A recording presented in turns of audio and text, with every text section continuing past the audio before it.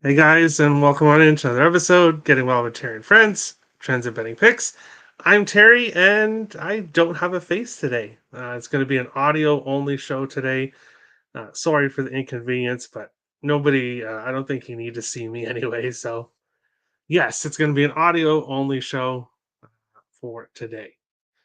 But we haven't had a show in a couple days. Of course, yesterday there was someone coming to give a quote on the house on a new door, and unfortunately the only time they could come is during the time of the show, so that I normally do the show, and then a bunch of afternoon games as well, so didn't end up doing a show yesterday. And of course we had a 7-day win streak heading into Tuesday, and unfortunately 3 losing days in a row. Overall, not going to go through all three because that would take too long.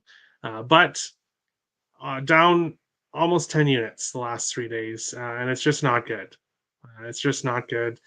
Yesterday was almost a winning day.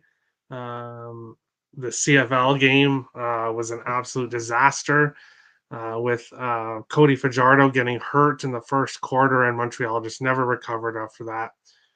Philpott not even close to his receiving yards. And unfortunately, quarterback injuries happened, and unfortunately, they've happened to the teams that I've bet on. The teams that I've bet on have got injured, while the other teams are perfectly healthy during the game. So, fortunately, that's just the way it goes. Down almost 10 units the last 3 days, which is just not good. Not good. Terry, dot, dot, dot. Hello, Nicholas. Hello, Terry and friends. Terry, under half a face, plus 1200 check. Hey, good odds for that one. Whoa, you look different today? Yes, I look a little bit different today. And yeah, we'll just keep it at that. But we will go right to today's slate, and we will start with Major League Baseball here. And start with the first game of the day, which is between the Oakland Athletics and the Philadelphia Phillies. Here in this one, Hogan Harris on the mound for the Athletics, Ranger Suarez on the mound for the Phillies. This Phillies team is playing great, and now they have some of their big guns back that they didn't have. Harper and especially Schwarber, who's just picked up right where he left off. Since injury. Looking at it from a side perspective here, obviously I would want to look at the Phillies. The issue is that the Phillies run line is minus 130. And also we have Ranger Suarez on the mound, who has not been good. Overall, 1-2 in his last 7 starts with a 4.25 ERA. Against Detroit, 8 hits, 2 earned runs, and a loss. Against Miami, 10 hits, 6 earned runs, a no decision. And then his last game against Atlanta, 6 hits, 5 earned runs. Very unlike Ranger Suarez lately. So there's no way I'm backing the Phillies on the run line. But yes, Oakland's a big dog, but I'm not looking at Oakland against the Phillies either. What we are doing in this game is going to player prop. So Brent Rooker, we're going to stay off him. Shea Langoliers, who we've cashed on recently, unfortunately is absolutely awful against lefties, which he is facing today. So that rules him out. Giloff hasn't been quite consistent enough recently for me. And then we have Kyle Schwarber. So back-to-back games with the home run. 6-game hit streak. He is 3 for 3 against Harris with the home run. So Kyle Schwarber, over 1.5 bases for a half unit and a home run for a quarter unit. Brandon Marsh has been playing very, very well for the Phillies the last few games. Considered his props here, but ultimately stayed off. Trey Turner as well. Of course, his props are pretty pricey for over 1.5 bases, 0 for 3 against Harris, Marsh 0 for 2.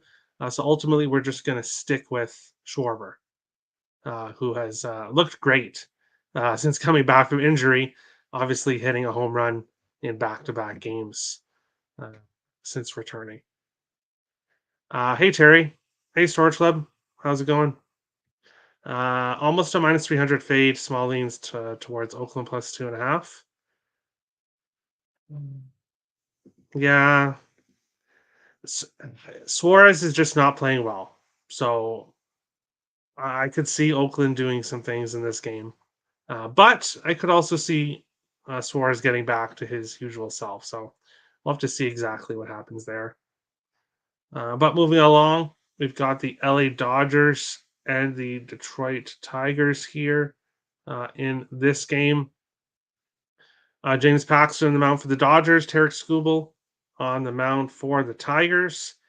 Um, in this one, again, not a game I want to get to from a side perspective. Now, it is kind of shocking to see that the Dodgers are minus 125 road dogs here in Detroit. And had you told me before the season started that I was getting the LA Dodgers at plus 125 against the Detroit Tigers, I would have told you that that would be a very big play on the Dodgers as a dog against the Tigers. Now, of course, the Dodgers have not lived up to expectations this year. And yes, Detroit has the pitching advantage. Uh, but Detroit is minus 150 against the Dodgers. That's just a little bit crazy. A little bit crazy here. Ultimately, looking at this game from a prop perspective, Teoscar Hernandez 2 for 2 with a double against Scooble. Smith, who smashes lefties, um, doesn't seem to be put in the lineup when there's lefties for whatever reason. The other day, he had a day off and against a lefty that he had done well against, and then of course comes in and yesterday and gets nothing. So it didn't really make much sense there. I'm assuming Smith is not going to be in the lineup because I don't know what's going on with that. But for the Tigers, Carson Kelly, I do lean with him to get an RBI. He's done 5 of his last 6 games. Ultimately, I'm not getting to it here in this game. Wensil Perez, Cole Keith, not getting to their props either. Ultimately, I'm passing in this game because I just have a really bad feeling about it. The Dodgers, as I said, as a dog, is just a little bit fishy here. Something's not going right here in this one. Dodgers are 1-6 as an underdog this season, and Nick's on Tigers minus 130. I know you love to fade the Dodgers, Nick, but does this not seem fishy to you at all? And yes, Nick fades the Dodgers every game, every single game, and you're up 6.39 units. So obviously, I guess don't stay off. Just continue fading them every game. But there's no way in hell. There's no way in hell I am laying minus 150 with the Detroit Tigers against the LA Dodgers. I don't care. That's just that just doesn't that's just not something I'm going to do. Because this Dodgers team, who is not playing well right now. Actually, let me bring it up here exactly. One second. Yeah, they've lost 4 games in a row heading into this game. The Tigers have won 2 games in a row. I can totally see the Dodgers winning this game, but I'm not betting it. So we'll just move on along to the next game. Cleveland Guardians and Tampa Bay Rays here in this one. Carlos Carrasco on the mound for the Guardians. Taj Bradley on the mound for the Tampa Bay Rays in this one. And Guardians as a road dog. against Tampa Bay. Again, we're getting the better team by far as a dog, which is definitely attractive. The issue is of course Carlos Carrasco, 3-6 with a 5.22 ERA on the season. He just hasn't been good. Taj Bradley on the other side um, gives up hits, but he's been keeping his earned runs low. He's given up 2 earned runs total over his last 3 starts. Of course, Seattle, Washington, and the Texas Rangers when the Texas Rangers weren't playing well. So he's had some, I'm not going to say easy opponents, but Cleveland will be a much tougher test for him. Unfortunately for the Cleveland Guardians, their offense is cool right now. It is pretty cool. Not going to say cold, but it's kind of getting there. Angel Martinez, the hottest hitter right now, multiple bases in 6 of 9. He's done all right for the Guardians. Brandon Lowe on the other side. Uh, as you can see, he enjoys facing Carlos Carrasco. 4 for 8 against Carrasco, no singles. He's got a double, a triple, and 2 home runs. So he has definitely had success against Carrasco. We'll take Brandon Lowe home run for a quarter unit and a half unit on over 1.5 bases here in this one. No side play for me in this one. I do have 2 sides, of course, they're available on the site, but definitely not in this game. Double results: Tigers first 5 and Dodgers to win. Good plus money. Oh, that's an interesting one. That is an interesting one. Lean Cleveland, but pass. Yeah, can't back Carrasco. Well, I guess you could, but I won't. I won't. We'll move on along to our next game here. The New York Yankees and the Baltimore Orioles here in this one. And again, we only have one hot player in each team. Both of these teams are ice cold right now. The New York Yankees have been losing games for a while. And this Baltimore Orioles team is not looking like themselves. They've lost 3 games in a row, 4-6 in their last 10. The Yankees have not won a series in a long time. Things are just not good in New York. Obviously, with the huge lead they had to start the season, they're still in a good position. But the Red Sox aren't too far behind. And if the Yankees continue to play the way they have, um, things could get interesting for them in a bad way. Ben Rice, nothing in his last game. What he was off to such a hot start, and now he is having some success, but not nearly as hot as he was during that stretch. So he has cooled off officially. Jordan Westberg for the Orioles. Didn't look like we were going to cash, but then, of course, in the bottom of the ninth, he hit a double to keep his multiple base streak going. Multiple bases in 7 of 8 games. He's never faced Garrett Cole before, but I'll take him over 1.5 bases because it's a great price in this game here against Garrett Cole and the Yankees. Baltimore plus 105.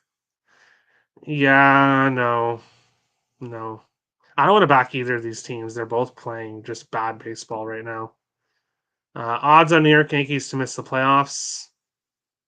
Who knows? But they, I'm sure, will make some big splashes here at the trade deadline to try to turn their season around. I'm sure. Colorado Rockies and the New York Mets here in this game. We've got Tanner Gordon on the mound for the Rockies, who played in 1 game at home against Kansas City. 8 hits, 5 earned runs, no walks, 4 strikeouts. So officially, he's 0-1 with a 7.11 ERA on the season, of course, in 1 start. Now we'll head to New York to face the Mets. Sean Manaea on the mound for the Mets here. He's been really good recently. Back-to-back no decisions, but he gave up 1 earned run total over 13 innings. Over his last 3 starts, he's given up 1 earned run total, while pitching 18 innings, against the Yankees, Washington, and Pittsburgh. So Sean Manaea, definitely not somebody I want to take player props against. Of course, Brenton Doyle and Michael Toglia both have been playing very well for the Rockies. Toglia a home run in 2 of his last 3 games, but neither of them have got a hit off of Manaea before, and Manaea is on his game right now. So ultimately, not getting to any props with the Rockies. And then with the Mets, not a lot of guys overall are consistent for the Mets right now, but there is one guy here, obviously, that is consistent right now, Brandon Nimmo. 6 game hit streak, multiple bases in all 6 games, a home run in 3 of 4, RBI in 5 games in a row. He's feeling it right now. And now he gets to face this Rockies team, which I'm sure everyone knows the Rockies are not known for their pitching. That's for sure. So Nimmo, over 1.5 bases for a half unit and RBI for a half unit, uh, for Nimmo. Won't be surprised to see him get a home run, but if he does, we'll cash both plays. So I'll be happy with that here in this game. Mets run line -115. Probably, yeah. But Nimmo for All-Star game. No. No Nimmo for All-Star game because since getting snubbed, he's done nothing but hit, hit, hit, hit. And I want that to keep going. So no All-Star game for him this year. We'll move on along to our next one here. The Miami Marlins are facing the Cincinnati Reds. Here in this one, Yanni Chirinos on the mound for the Marlins, Carson Spears on the mound for the Reds. In this one, Josh Chisholm Jr., home run in 2 of his last 3 games. He's heating up recently, and his name is all out there for trade rumors. Most likely he will find himself traded, and he's picking it up lately.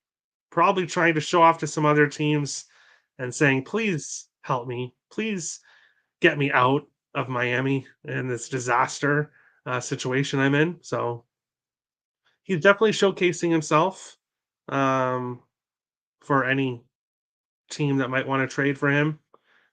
So you could potentially look at Chisholm props here. I don't like taking Miami props. For a good reason, obviously, is that they just are just not a good baseball team whatsoever. But Jazz Chisholm Jr. has been playing well, so if you wanted to look at some props for him, you could go there. Tyler Stevenson, of course, after a really rough Wednesday. Yeah, after a really rough Wednesday. Yesterday, I tried to go a little bit lighter here and lean towards Stevenson, but I didn't take him. And of course, it's a 3-run homer, which made me feel kind of sad, to be honest. Well, today I'm not staying off. Quarter unit on Stevenson home run, 3 games in a row. Half unit on over 1.5 bases. Reese Hines hasn't cooled off yet, but the extra base hits have kind of cooled off here. However, he was still able to get 2 hits and cash the over 1.5 bases yesterday. We'll go back to him here. Multiple bases in 3 of his last 4 games. And then Spencer Steer, over 1.5 bases, 7 of his last 10. We'll take him as well. Also, why I'm on Reese Hines is I believe it was plus 180 for his over 1.5 bases, which is really, really high price for a guy that's been hitting well. So that's why I took him. And then, as you can see, there's a lot of Cincinnati Reds on the spreadsheet right now. A lot of guys are hitting well recently. Santiago Espinal, former Blue Jay, 4-game hit streak. He is an RBI in 4 games in a row, multiple bases in 2 of 3. He's hitting the ball well. The issue is that I can't take every single Reds player over 1.5 bases. So have to leave some guys off. And that's what's happening here with Espinal. Jonathan India, multiple bases in back-to-back games. He's playing pretty well recently. But as I said, sticking with the four props that I have here with Steer, Reese Hines, and Tyler Stevenson here in this game. Reds -1, -113. And Jazz wants the F out of Miami. Wow. Wouldn't you? I think any player on Miami will probably wants out. I would assume, but we'll see. Kansas City Royals are facing the. Who are they facing? Why don't I see them? The Boston Red Sox. No announced pitcher yet for Boston. So that's why this is in pink, because we're kind of waiting to hear who is starting officially for Boston. I have, I think Cooper Criswell was projected, so his numbers are here, but it's in pink. Perez starting to heat up, home run in back-to-back games for Salvador Perez. Pasquantino not doing too bad overall. Is really great at RBIs overall. Bobby Witt Jr. He's okay as well, staying off his props though. Rafael Devers, Tyler O'Neill, Masataka Yoshida, ultimately staying off props in this game. Don't really love anything, so this will be a game that we pass on today's slate. Texas Rangers and the Houston Astros. The Battle of Texas here in this one. Andrew Heaney on the mound for the Rangers. Hunter Brown on the mound for the Astros. Hunter Brown was absolutely awful to start the season. Everybody was smashing Hunter Brown every start. And then he had this recent stretch where he was fantastic, shutting everyone down. And then in his last game, he faced the Minnesota Twins, who we'll talk about a bit later. And not a lot of teams really want to face the Twins right now. They have been playing great baseball and have a lot of hot hitters. And they definitely hit Brown. 6 innings, 12 hits, 7 earned runs in the loss against the Twins. Now he gets the Texas Rangers offense, which definitely is not nearly as hot as the Twins offense right now. But they do have some hot hitters. Corey Seager, he's 4 for 10 with 2 doubles against Brown. Multiple bases in 9 of 12. Marcus Semien, he is 8 for 13 against Hunter Brown with a double. He's got multiple bases in 4 of his last 5 games. So we'll take him over 1.5 bases for a half unit. Not touching Wyatt Langford here. Joey Loperfido has been doing well recently for the Astros.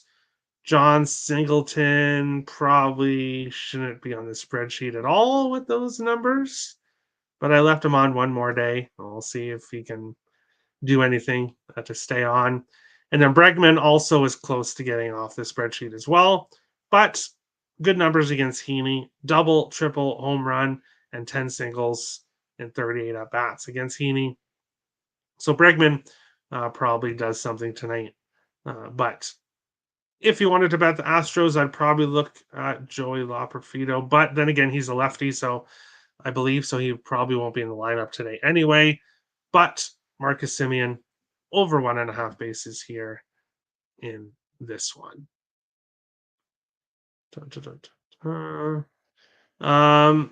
Red Sox batting 176 against lefties since June 28th. This is going to be a rags to riches spot. All right. Yeah, well, that makes me feel good about not being on any props in that one with numbers like that. Lean Texas first 5. Whoa. Nick leans Texas? Holy shit. First 5 under. Okay. That's shocking. But we'll move on along to our next game. Washington Nationals and the Milwaukee Brewers here. In this game, Jackson Rutledge on the mound for the Nationals. Pitched in one game, went 1 inning against the White Sox and gave up 2 hits, 1 earned run. So he's 0-0 with a 9 ERA. Obviously, he's pitched 1 inning. We'll see how long he pitches here. Of course, if you struggle against the White Sox, then you might not have too much fun facing this Brewers offense. But right now, for the Nationals, Luis Garcia Jr., their hottest hitter, he's 0 for 4 against Peralta. So not touching his props here. Christian Yelich, again, passing on him. Reese Hoskins was lucky that he got the day off when the Brewers faced Paul Skeens. So his numbers weren't affected, while everyone else numbers went down, obviously facing Skeens. Um, I do lean with Hoskins, but not getting to any props here in this game. William Contreras, Willie Adames, both haven't been doing too bad recently. But Rutledge, 1 inning pitched. Don't exactly know how long he's going to pitch in this game, so this isn't really one that I want to get into here. Peralta over 1.5 runs allowed, -125. What do you think? Um, hmm, I'm not sure. I'm not sure. -125 over 1.5 runs. He can he can be shaky at times, but Peralta, like he could give up a home run and cash that, and if there's a guy on base, you could cash that with one hit.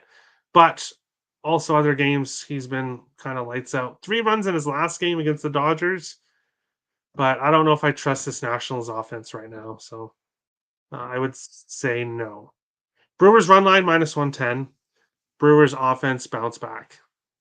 Yeah, probably, probably, but I'm not gonna bet it myself. So best of luck. Pittsburgh Pirates and the Chicago White Sox here in this one. Garrett Crochet on the mound for the White Sox, which means I don't really want to look at any Pirates um, props. And then who's pitching for Pittsburgh? No one's yet announced, and I don't bet White Sox props anyways. So this game, nice and easy pass. Reynolds, multiple bases and 9-17, which isn't really that good. Rowdy Telez, 7-15. But as you can see, when Telez does get a hit, he has been hitting a lot of homers. Home run in 6-14, multiple bases in 7-15. But half the games he's doing something, half the games he's not.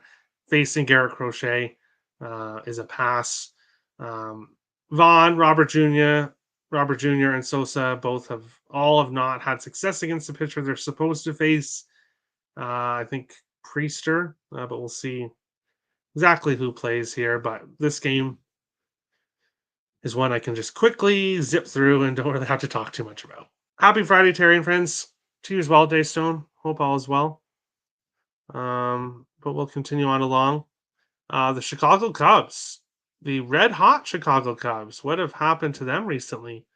They've been scoring a lot of runs and winning games. Just sweeping the Baltimore Orioles.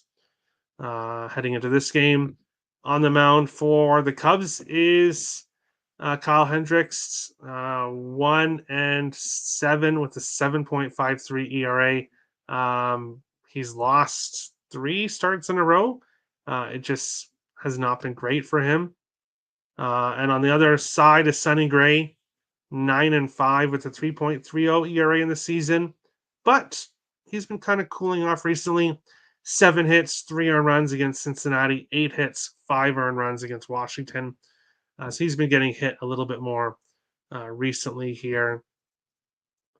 And looking at this game, Michael Busch is back. I said that a few games ago, and he's just continued on hitting. 8-game hit streak, multiple bases in 6 of his last 7 games. I'll take him over 1.5 bases. Ian Happ, 6 for 13 against Sonny Gray. Multiple bases in 2 of 3. I'll take him as well over 1.5 bases. Didn't get to any Cardinals props, but with Hendricks on the mound, I probably should look at some Cardinals props. I'd look at Alec Burleson over 1.5 bases, 6 of his last 9 games. Maybe an RBI as well if you wanted to play Cardinals props. Otherwise, I'd pass probably on these other two guys. I'd focus in on Alec Burleson if you wanted to play some St. Louis props here in this game. Sonny Gray over 1.5 runs allowed, -120. No Bellinger. Yeah, Bellinger got hurt, but the Cubs have some hot hitters here. I would say yes to this one.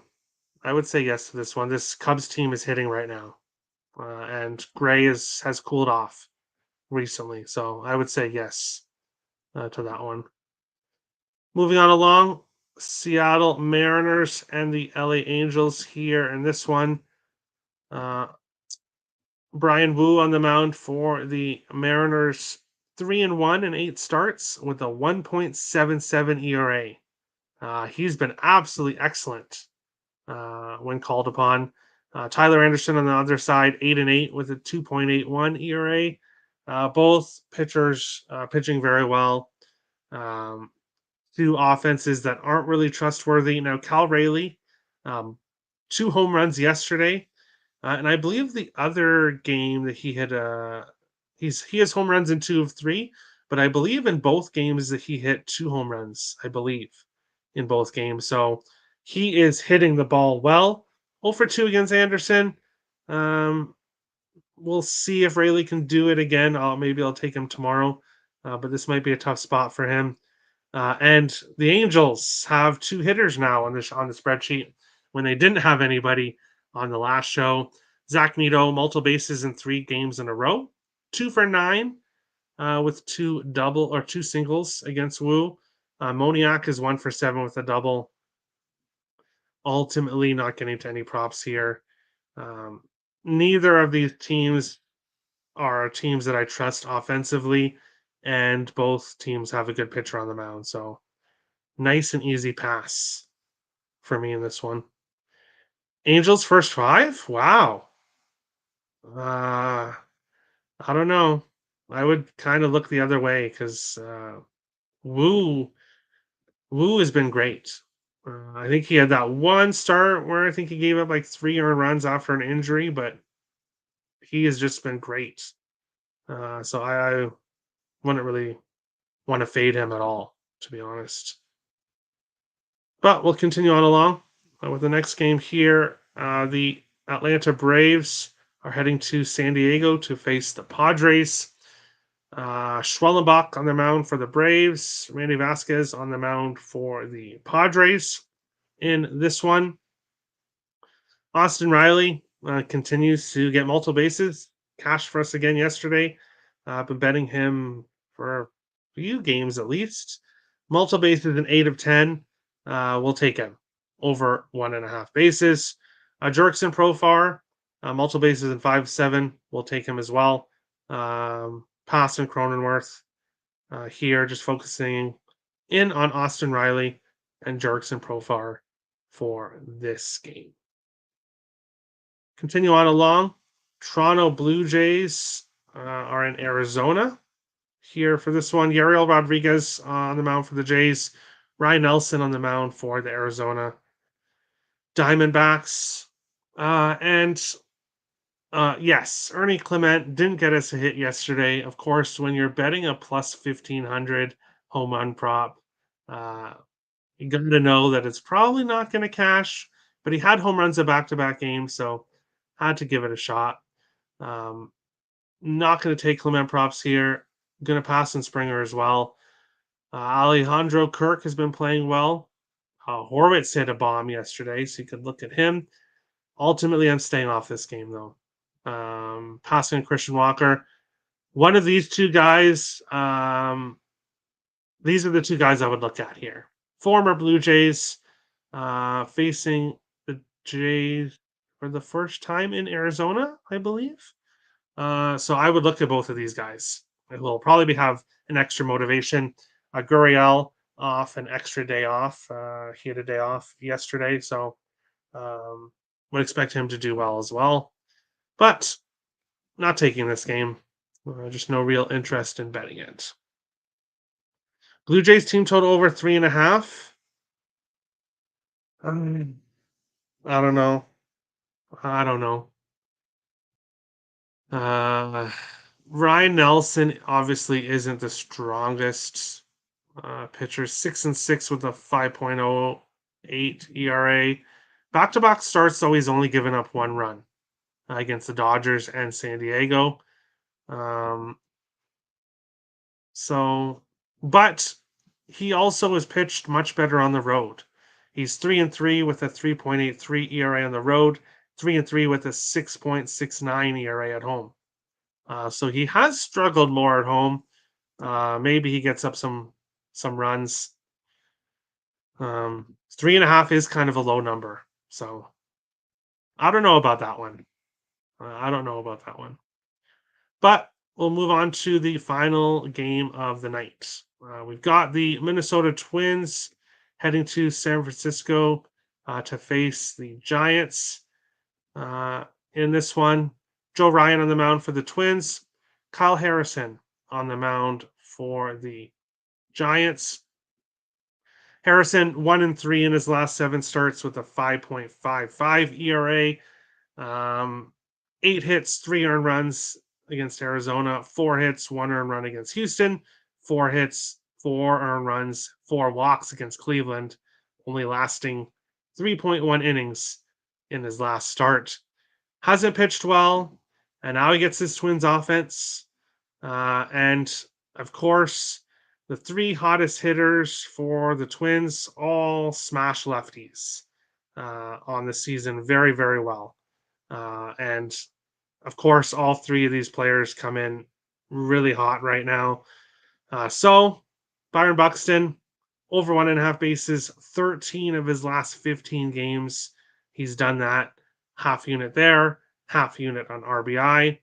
Brooks Lee, obviously hasn't faced a lot of lefties, but has a 600 average in his 8 games. I don't exactly know how many at bats that is, but multiple bases in 6 of 8 and an RBI in 6 of 8. We'll take both there. And then Carlos Correa, 12-game hit streak, multiple bases in 8 of 12, and RBI in 7 of 12. All 3 of these Twins batters are, as I said, hitting the ball very well right now and hit lefties very, very well. All have above 300 averages against lefties on the season. So we'll Buxton, RBI 2 bases, Lee, RBI 2 bases, and Carlos Correa, RBI and 2 bases. Chapman, passing on him. Conforto, again, passing on him as well. Jorge Soler, something in my gut is telling me Soler hits a bomb tonight. But not betting it. But Heliot Ramos, he could definitely hit a bomb as well. So if you're looking at Giants props, my gut's telling me to look at Jorge Soler or Heliot Ramos in this game. But we're focusing in on Twins props here in this game. Twins minus 130, they light up Harrison. Yeah. And of course, there are other hitters that are not in the spreadsheet that smash lefties as well. So there are other guys as well, which is scary. Kyle Harrison over 2.5 runs allowed, minus 103, 6 of his last 7. Wow. Yeah, my only worry would be that maybe he gets pulled, but 2.5 is really low. So I think, yeah, I think that would be a good play. I'm looking at that. I think that would be a good play. But we will move on along to the CFL, and we will start with my power rankings. Of course, on the left side is power rankings after last week, and the other side is power rankings the week before. So you can see how teams have moved since last week. Hamilton Tiger Cats are once again in last place, where they will likely stay for a while. Absolutely getting smashed by BC. No reason to move them up.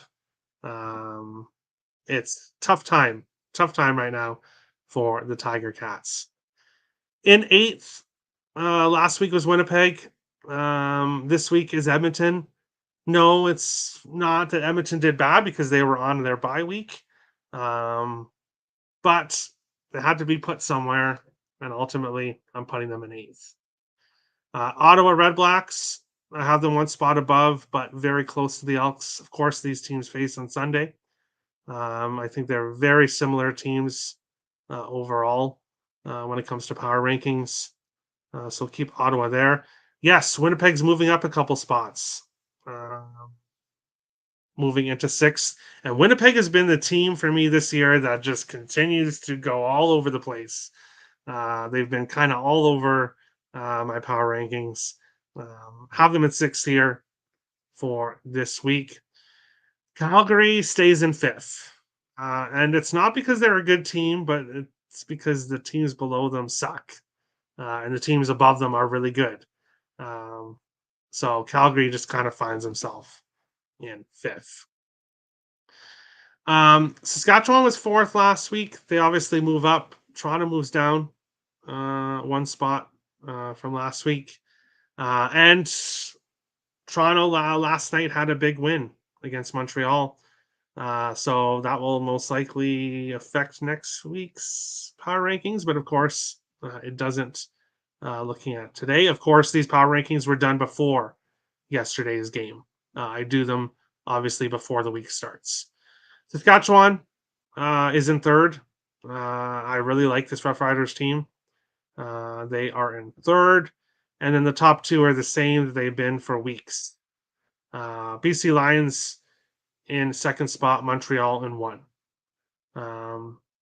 Could BC move up to first after this week? Potentially. That was a really bad loss for Montreal. We'll have to see exactly what's happening, obviously, too, with Fajardo's injury and see how long that is supposed to be. But we'll see maybe if we have some movement heading into next week's power rankings. I'm going to be really quick here with this, and then we'll head over and finish off the show, of course, with the recap. This game here, Stampeders, Blue Bombers. I'm going to give out my premium play here, and that's the under 47 in this one. Calgary's gone under 47 and a half in two of their last four. Winnipeg has gone under 47 and a half in four of their five games this season. Obviously, as you can see, Calgary averaging around 24 points a game, 24 against. Winnipeg under 20 points a game, and only 23 points against. Winnipeg's issue has been obviously injuries, but the reason they're 1-4 is because their offense is bad. Kolaros will make his return here. He's not been good at all this season.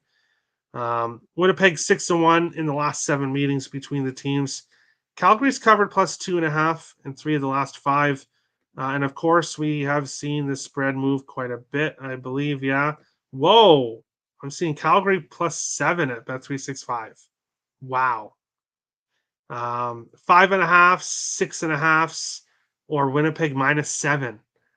That's that's just crazy how this was a 2.5 earlier on in the week, and now we're seeing 5.5, 6.5, and 7s in this game. If I was looking at the side, I could only look at Calgary. Winnipeg should not be laying -7 against anybody. I think that's kind of ridiculous. But I'm taking the under here. I dare either of these offenses to push this game over the total. Looking at player props, not getting to anything here in this game because obviously I think this is going to be an ugly, low-scoring game. Having said that, here Reggie Begelton, in all 4 games this season, he's gone under 50.5 receiving yards. His receiving yards prop is at 51.5. So I really lean with the under 51.5. I haven't bet an under for a player prop this year, and just not going to today. But I really do lean with it with Reggie Bedgelton under 51.5 receiving yards. Quarterback for the Bombers was not announced when I updated the spreadsheet earlier. Of course, it is Aclaros now, so I could probably update that. Again, under. Everyone's going under in their props. Nobody's getting touchdowns. Um, Not a game I want to look at from props, unless you want to look at under props, which I didn't do. So ultimately, we're going with the under in this game, but I'm wondering kind of why we're seeing such a huge movement from -2 to -7. It's just crazy. Totally don't have Ticats Grey Cup plus 1100. And you totally didn't have Calgary last year either. Your dark horses, Nick, are pretty dark horses. First half under 24 and a half, full game under 47 and a half. Both team run heavy, expecting a grinded out type of game. I hope so. I hope so.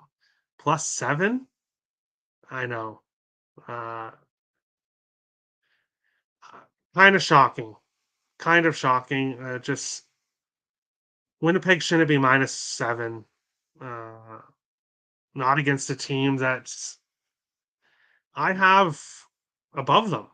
I have Calgary slightly above Winnipeg. So yeah. Pick some parlays, exclusive plays of the day.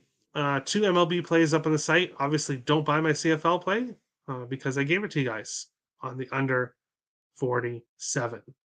We will go and recap today's slate here. Da, da, da,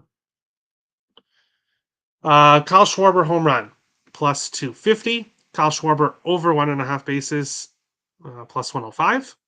Brandon Lowe home run plus 425. Brandon Lowe over 1.5 bases plus 145. Jordan Westberg over 1.5 bases plus 138. Brandon Nimmo RBI plus 160. Nimmo over 1.5 bases plus 100. Reese Hines over 1.5 bases plus 170. Spencer Steer over 1.5 bases plus 125. Tyler Stevenson over 1.5 bases plus 128. Stevenson home run plus 525. Simeon over 1.5 bases plus 128. Ian Happ over 1.5 bases plus 180. Michael Bush over 1.5 bases plus 190. Profar over 1.5 bases plus 165. Riley over 1.5 bases plus 105. Correa RBI plus 180. Correa RBI over 1.5 bases plus 105. Buxton RBI plus 165. Buxton over 1.5 bases plus 130. Brooksley RBI plus 215. Brooksley over 1.5 bases. I forgot to track, but I definitely did bet it. So I'll have to add that to the sheet.